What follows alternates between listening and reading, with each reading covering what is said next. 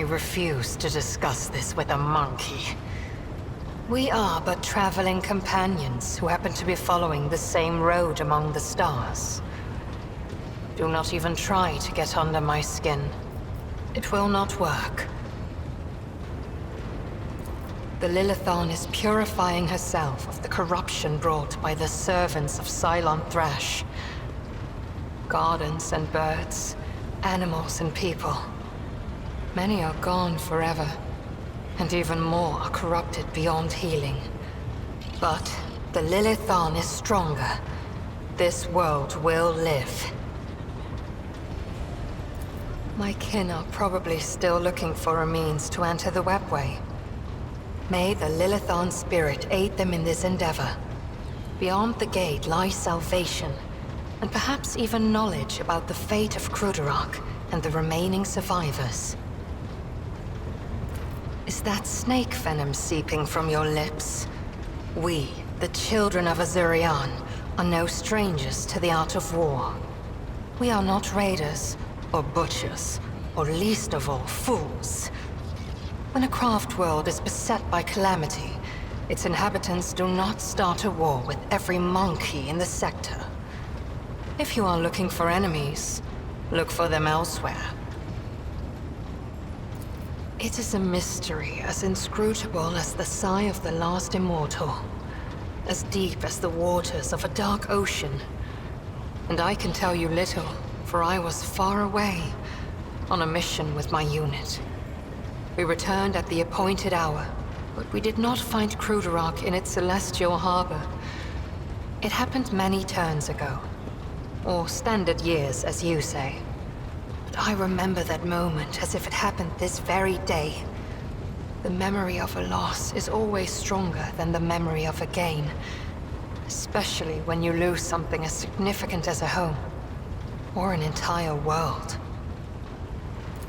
We searched, we called out, we looked everywhere, but we saw only emptiness and the echo of calamity.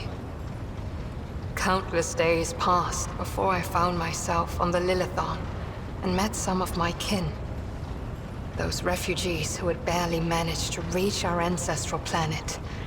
Their stories were far from being the fruit of truth I so badly craved. Those who agreed to talk to me were few, for most saw me as a wayward daughter who had spurned the honorable paths. And they would not stop babbling about the terrible disease that spread black tendrils of pain over the paths of the Infinity Circuit and deadened our world one segment after another. The ones who survived fled in fear and wandered between the stars, until the Lilithon's warm light reached out to some of them. Some, like Muaran, lay the blame entirely on Monkey.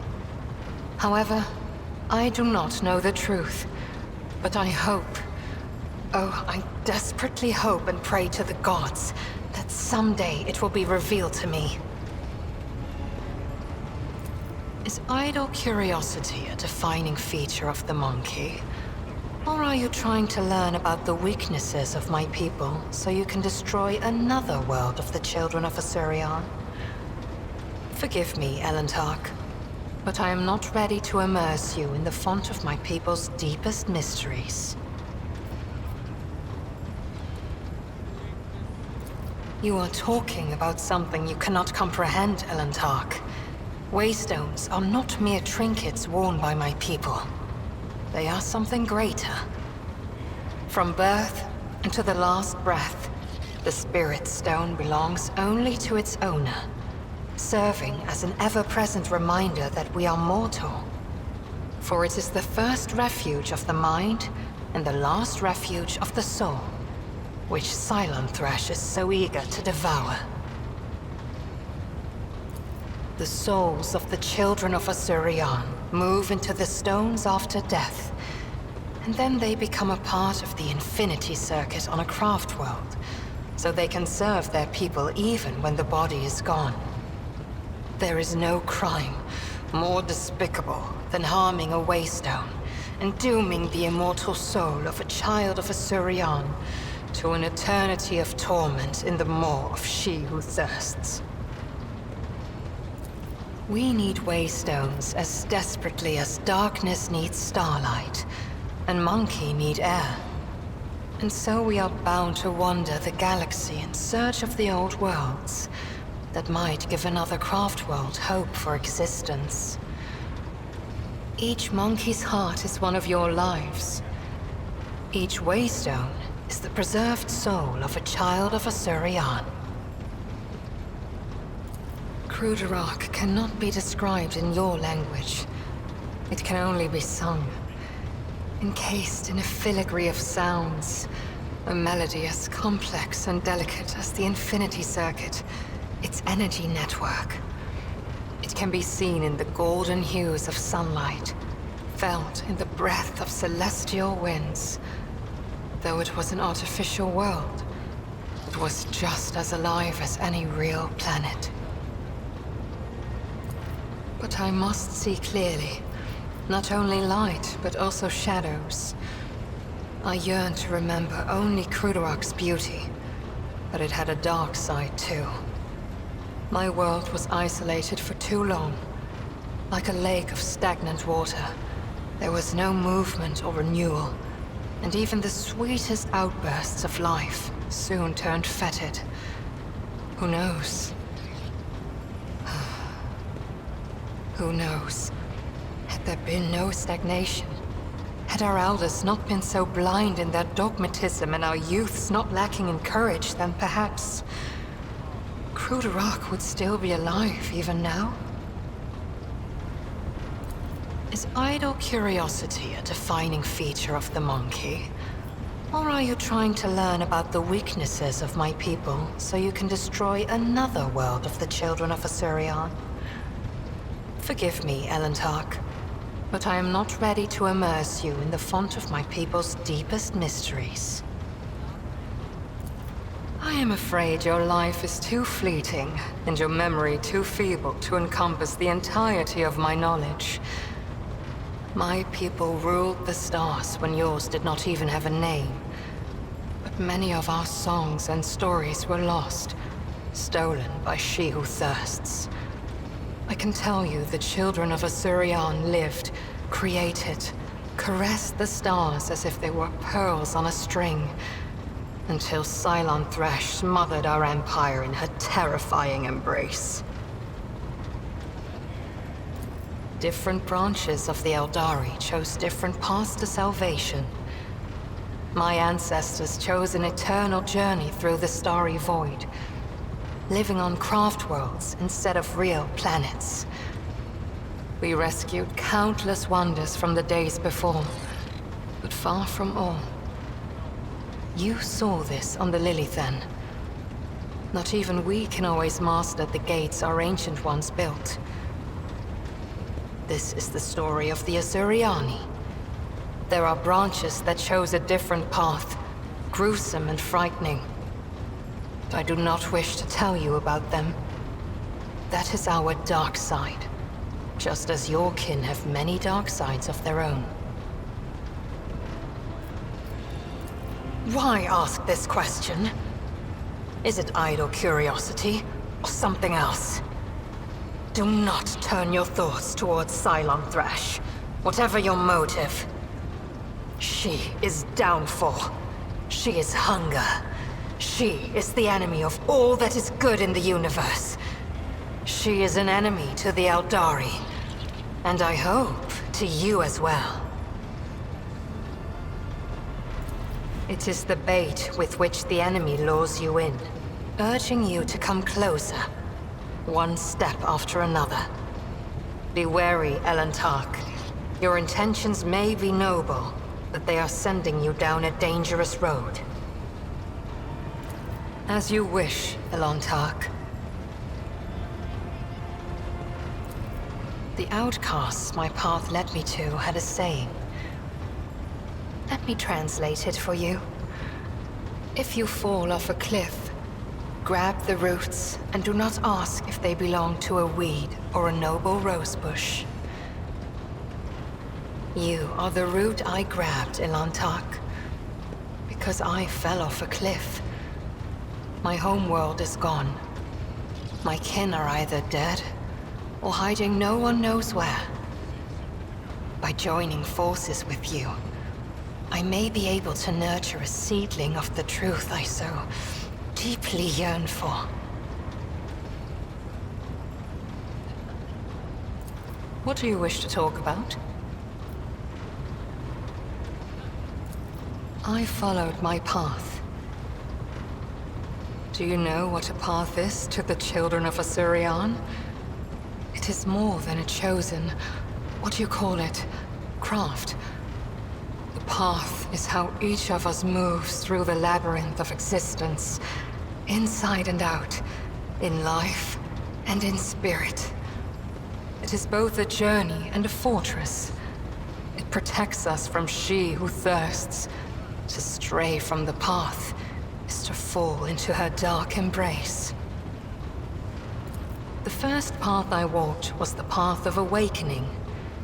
It granted me the ability not merely to look, but to see, and to take notice of what I saw. My second path could have been that of a warrior, but I chose differently, for the ability to see called me beyond the boundaries of my homeworld. Though not everyone was pleased by this decision, I stepped onto the path of the outcast. I gained the freedom to choose, to question, to doubt where the others merely bow before the wisdom of a farseer who dictates the will of destiny. And I will follow my path until I reach its pinnacle.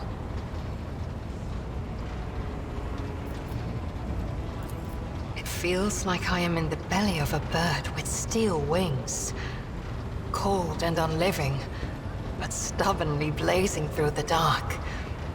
It lacks life with its light and beauty, but although your vessel cannot even remotely be compared to a craft world, I feel strangely satisfied. We, the Assyriani, are born and dwell on craft worlds.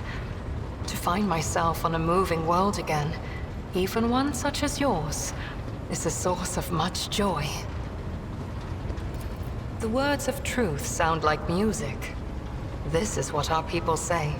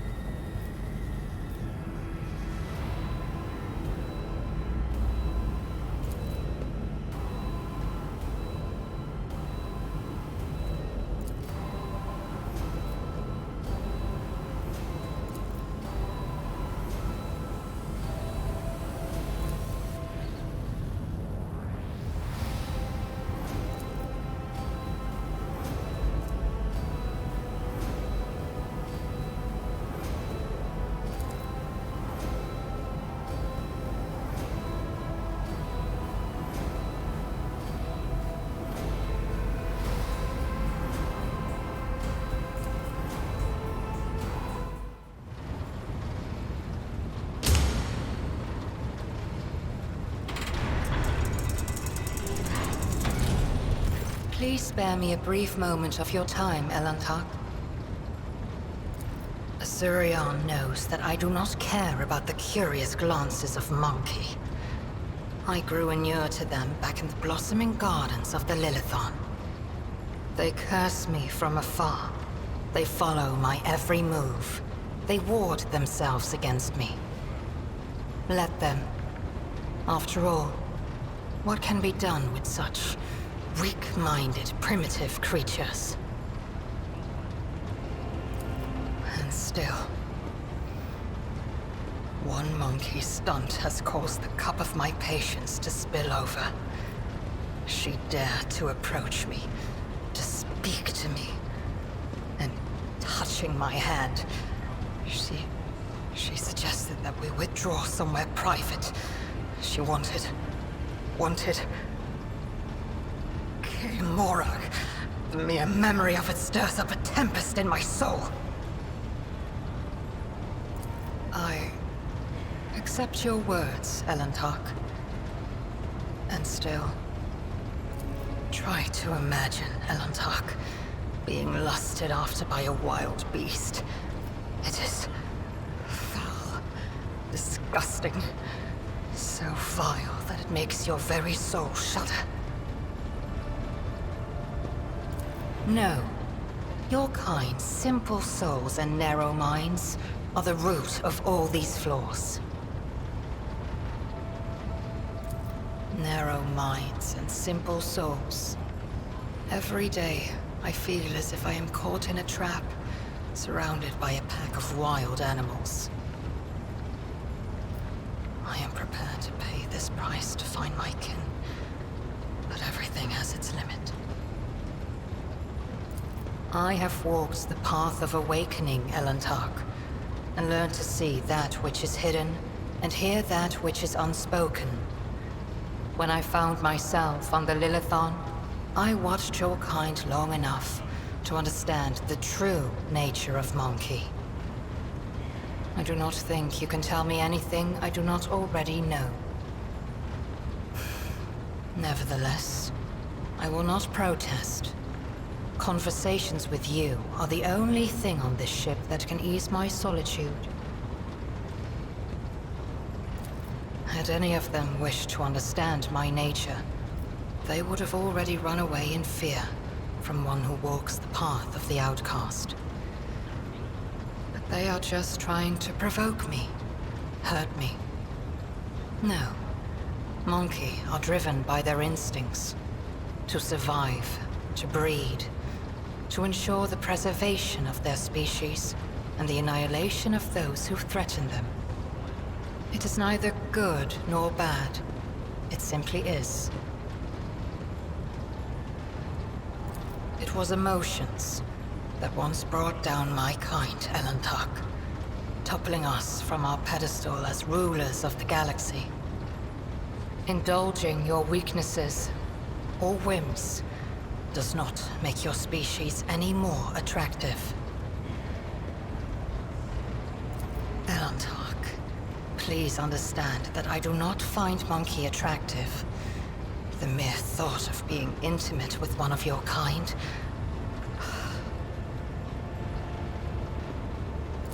Our conversation has only proved my point, Elantak, that Monkey and the children of Azurion are as different as night and day. Eldari do not simply see the world differently. They see more than any monkey can ever comprehend. What do I see? Your words ring with the desire to know the soul of another. But will you be able to comprehend my answer? I will need time to put the entire truth of this world into the meager language to which your ears are accustomed. When I find my answer, I will pay you a visit.